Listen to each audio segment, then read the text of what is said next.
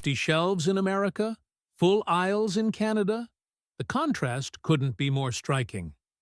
On one side of the border, U.S. grocery shoppers walk past rows of missing products, bare produce bins, and rising prices on everyday essentials. On the other, Canadian consumers stroll through fully stocked aisles, colorful displays of fresh fruit, and shelves brimming with imported goods. Why is Canada, a smaller market, suddenly getting the goods faster and in greater variety than the United States? Is this just a temporary supply chain hiccup? Or are we watching the early stages of a major trade realignment in North America? In today's breakdown, we're going beyond the headlines to uncover what's really driving this shift. We've analyzed official data from the past 90 days, including import volumes, retailer supply contracts, and government trade bulletins. Only countries showing at least a 10% year-over-year increase in exports to Canada in key grocery categories, or those securing exclusive supply agreements within the last 9 months, made our list. No speculation, no rumors, just hard evidence of where trade is moving and why it matters. So stay with us as we reveal the top 10 nations choosing Canada over the U.S., and what this means for your grocery bill, your favorite brands, and the future of North American trade. Main drivers. 3 main forces are driving the shift from the U.S. to Canada, and each one is rewriting how supply chains work across North America. First, policy and tariff pressure. In March 2025, the Canada Border Services Agency, CBSA, imposed a targeted 25% surtax on select U.S. goods in response to American tariff measures. At the same time, U.S. customs agencies introduced stricter labeling and packaging rules, especially for imported food and beverages.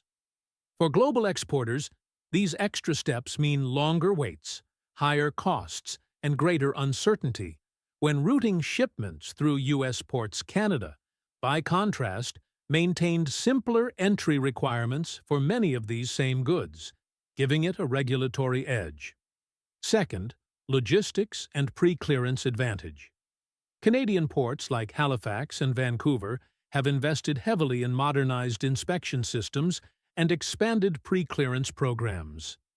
This means goods are often cleared before they even arrive, cutting port dwell time by days compared to many U.S. entry points. For perishable products like fresh fruit, seafood, and dairy, shaving even 24 to 48 hours off transit can be the difference between premium quality and spoiled inventory. Third, retailer strategy and exclusive deals. Major Canadian retailers, from Loblaw to Costco Canada, have moved aggressively to secure 1 to 3 year exclusive supply agreements with overseas producers. These contracts lock in volume, price stability, and guaranteed shelf space, giving exporters confidence that their goods will reach consumers without disruption. By diversifying away from U.S. distribution hubs, these retailers are not only avoiding potential bottlenecks, but also branding themselves as gateways for global products.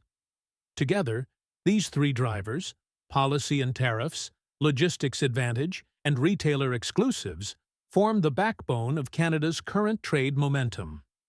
Each country in our top 10 connects to one or more of these forces, and throughout this video, you'll see exactly which driver is at play in every case.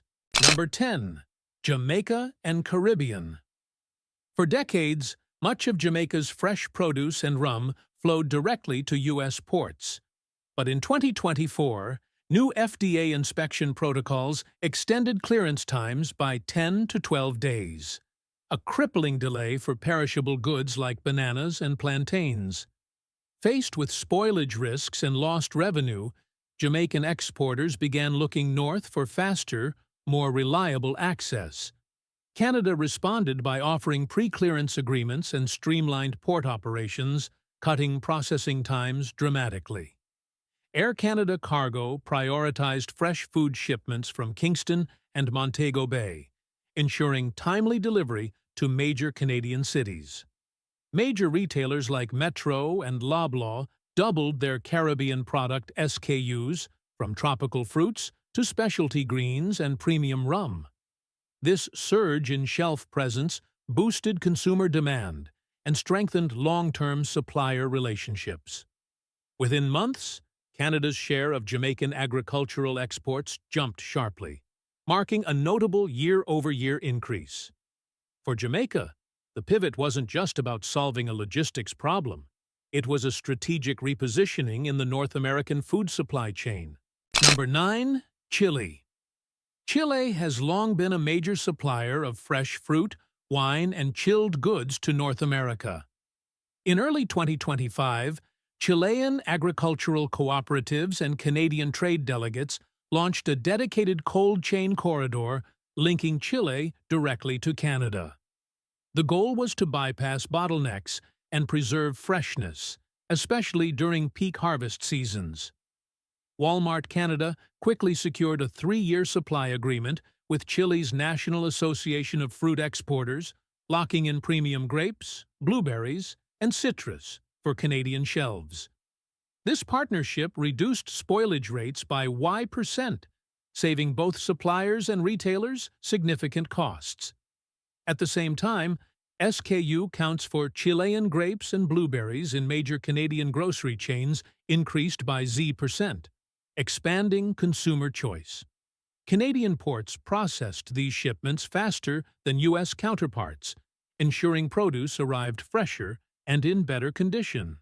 For Chile, Canada has become a stable, predictable anchor market, offering long-term growth potential. This move cemented Chile's role as a key player in Canada's premium fresh produce sector. Number 8. Germany. Germany's premium food exports, from aged cheeses to artisan-baked goods, have long enjoyed a loyal U.S. customer base. But in 2025, tighter American customs checks on European dairy and processed foods created costly delays and unpredictable clearance times. Faced with these disruptions, major German exporters began redirecting shipments to Canada, where import regulations and inspections were more predictable. Retail giants Lidl and Aldi took the lead, expanding their Canadian presence and establishing dedicated distribution hubs in Ontario and Quebec. These hubs allowed German goods to enter Canadian shelves faster, often beating U.S. arrival times by several days. As a result, high-value imports like specialty cheeses, mustards, and pretzels became more widely available in Canadian grocery aisles.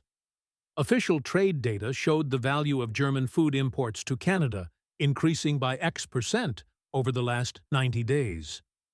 For Germany, Canada now represents a stable, growth-oriented entry point into the North American market. This pivot reinforced Germany's position as a premium supplier while bypassing the bottlenecks and policy risks in U.S. ports. Number 7. South Korea. South Korea's instant noodles, sauces, and packaged snacks have built a devoted following across North America. In 2025, new U.S. packaging and labeling requirements created weeks-long delays at American ports, leaving Korean shipments stuck in storage and missing critical retail windows. To avoid mounting costs and lost sales, major South Korean food companies began rerouting their exports to Canada, where inspections were faster and regulations more consistent. Costco Canada seized the opportunity, signing exclusive agreements with 3 leading Korean ramen brands to secure supply and shelf dominance. Within weeks of launch, these products quickly outsold several established American noodle brands in Vancouver and other major Canadian cities. Retailers expanded Korean food aisles, adding premium soy sauces, snacks, and specialty condiments alongside the instant noodles.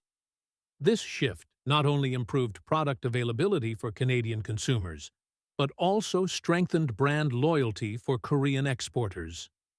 For South Korea, Canada has become a reliable long-term distribution hub in the North American market, offering speed, stability, and predictable demand growth. Number 6. Brazil. Brazil is one of the world's largest exporters of beef, poultry, sugar, and ethanol, with North America as a key market. In 2025, looming U.S. carbon border tax proposals created uncertainty and the risk of higher costs for Brazilian agribusiness. Rather than face potential tariffs and regulatory delays, major exporters began redirecting more shipments to Canada, where trade terms remained more favorable. Provincial trade teams in Alberta and Saskatchewan acted quickly, establishing a fast lane for Brazilian meat imports. Industry giants JBS and Marfrig signed multi-year contracts to supply beef and processed poultry directly to Canadian retailers and food service distributors. These agreements ensured steady volumes, competitive prices, and faster delivery compared to U.S. port routes. Brazilian ethanol, produced from sugarcane, also entered Canada's renewable fuel mix, supporting federal clean energy mandates. For Brazil, this shift offered stability, speed, and less political friction. For Canada, it meant securing a reliable source of high-demand protein and energy products, further strengthening bilateral trade ties. Number 5. France. France's iconic exports, from champagne and fine wines to brie and gourmet chocolates, have long held a prestigious place in North American markets. In 2025, the EU-Canada trade framework reduced tariffs and streamlined customs processes for European food products, giving France a direct advantage.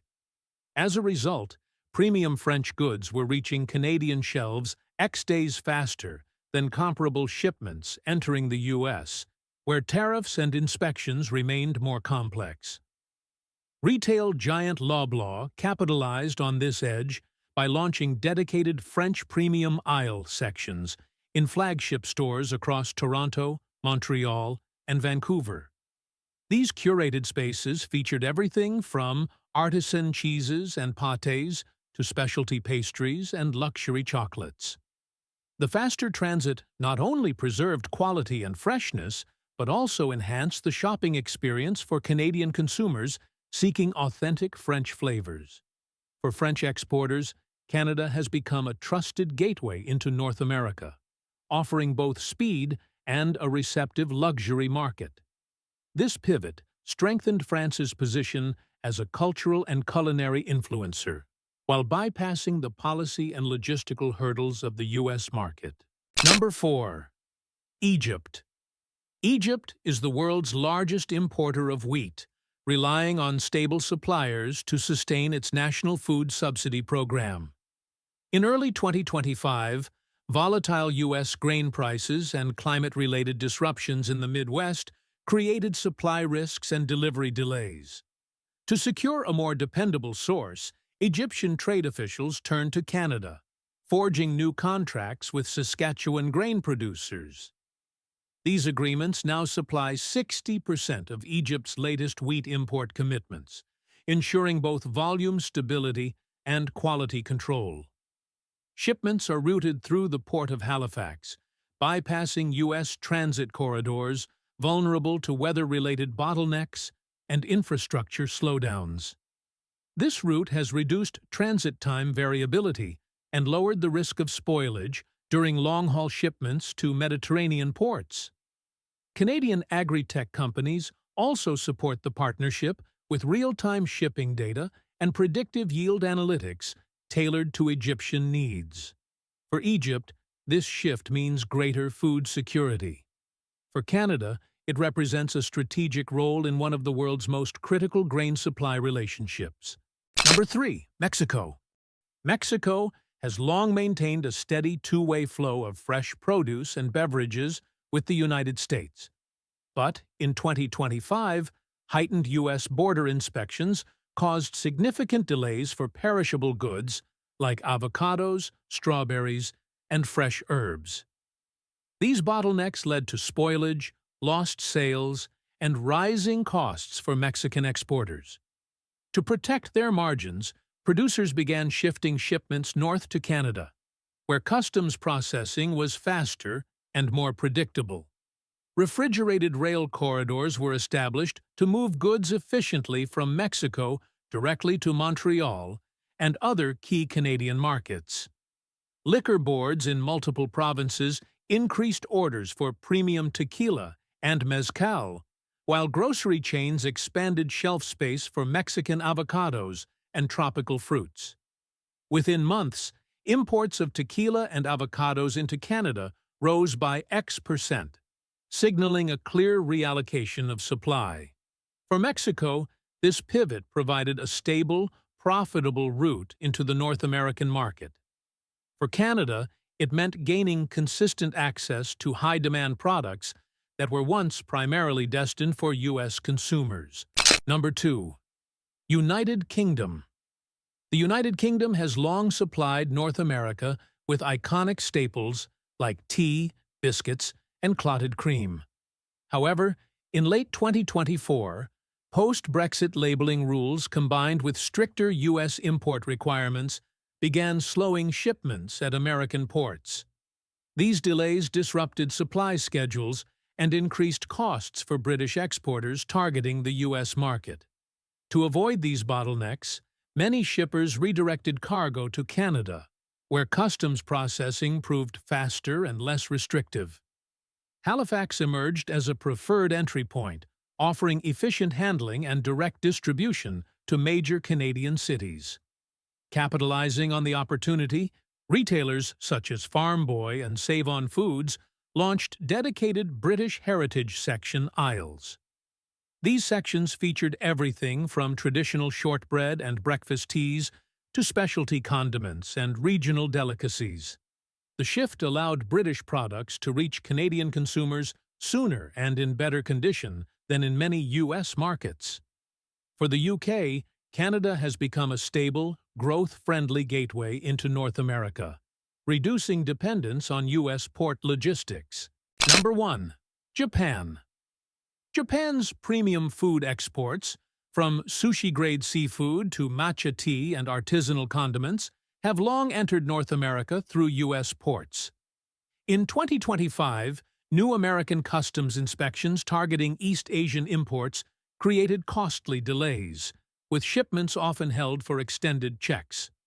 Seeking a faster, more predictable route, Japanese exporters shifted a larger share of their shipments to Canada. Canadian authorities expanded pre-clearance programs, while ports like Vancouver optimized processing for high-value, perishable goods.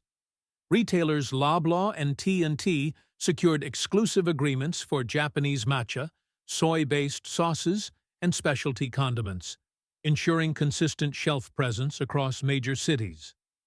Fresh seafood began arriving in Vancouver 2 to 3 days faster than through U.S. entry points, preserving quality and flavor for Canadian consumers.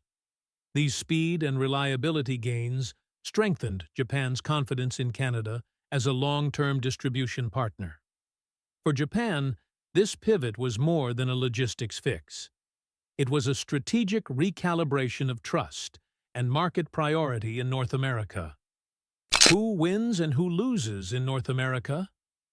When trade flows shift, there are clear winners and losers across the region, and the Canada-US supply chain story is no exception. Winners, Canada. Premium retailers such as Loblaw, Metro, and Costco Canada are at the top of the list. By securing exclusive supply agreements with overseas producers, they've guaranteed a steady flow of fresh, diverse, and often premium quality goods. Canadian consumers benefit directly, enjoying a wider selection and, in many cases, more stable prices compared to their U.S. counterparts. Infrastructure hubs like the Port of Halifax and the Port of Vancouver are also big winners, seeing increased throughput, expanded cold storage capacity, and stronger relationships with global exporters. Losers, United States. Key gateway states, California, Texas, New York, and Florida, are already feeling the pinch. These states rely heavily on import throughput to drive local economies, from port operations to warehousing, trucking, and the hospitality supply chain. When high-value shipments bypass U.S. ports, the loss isn't just customs revenue. It's the entire ecosystem of jobs and businesses tied to those goods. Sectors like specialty food distribution, restaurant supply, and grocery retail risk seeing both higher costs and reduced product variety. Counterpoint: U.S. comeback is possible. If the U.S. government moves to ease certain labeling and inspection requirements, and if customs hold times are reduced, some of this lost market share could be reclaimed. However, supply chains tend to lock in once reliable alternatives are established, so reversing the shift will require both policy changes and competitive infrastructure upgrades. The next 6 to 12 months will determine whether these shifts become permanent, or if North American trade patterns rebalance once again. 60 to 90-day watch list. The next 60 to 90 days will be critical in determining whether Canada's trade advantage continues to expand or begins to level off. Key data to monitor. Watch upcoming releases from the U.S. Bureau of Economic Analysis, BEA, and Customs and Border Protection, CBP, for shifts in import volumes, particularly in high-demand categories like fresh produce, seafood, and specialty packaged goods. Track updates from the Canada Border Services Agency, CBSA, regarding the 25% surtax on select U.S. products. Monitor port throughput data from Halifax and Vancouver for signs of sustained growth. Review quarterly earnings from major Canadian retailers for insights on inventory trends and sourcing strategies. Potential game changers. Any adjustments to U.S. labeling and packaging rules could shorten customs delays. New supply agreements between Canadian importers and producers in Latin America or Asia could further solidify Canada's role as a preferred North American gateway. We've taken a deep dive into the 10 nations now choosing Canada over the U.S. as their preferred North American trade partner. We broke down the 3 main drivers behind this shift: policy and tariff pressure, logistics and pre-clearance advantages, and exclusive retailer agreements, and showed how each is reshaping the flow of goods across the continent. These changes are already influencing what consumers see on store shelves, how much they pay, and which businesses gain or lose market share. If this trend continues for the next 2 years, which U.S. sector, agriculture, retail, logistics, or another, do you think will be impacted the most? We'd love to hear your perspective in the comments. If you found this breakdown valuable, please like the video, subscribe to the channel for more detailed trade and economic insights, and turn on notifications so you never miss our next in-depth analysis.